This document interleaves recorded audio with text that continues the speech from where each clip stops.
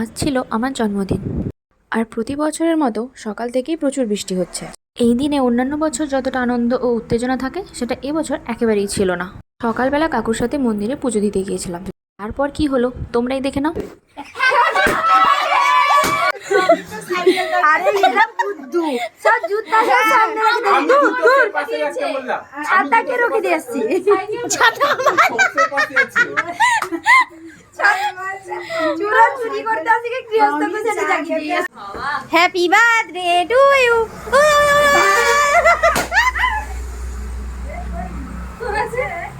কিন্তু চল দিলাম এখানে শেষ হয়ে গেল আর ওরা দিল ওদেরটা জিউচিয়ে থেকে এই দেখো এখানে কারো কাছে গুরু দায়িত্ব পাওয়া গেছে।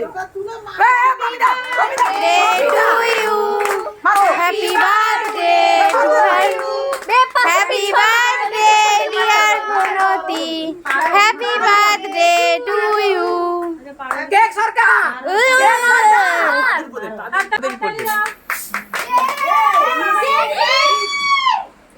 আরো দেবে আরো আছে।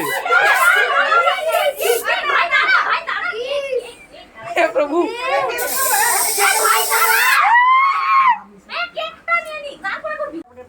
পয়সাও খানি আমার অনেক বুয়া সেরকম হ্যাঁ বল ঝুলাই মাথায় ঝুলাই মাথায়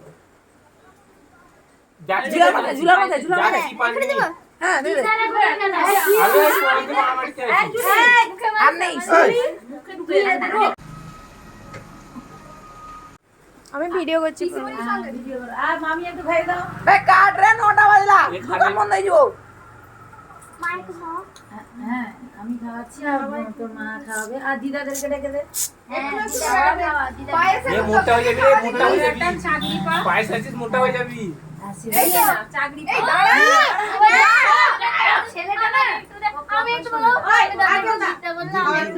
খাবারের পরে পড়ছে না ফেনা এ মা সুজি রে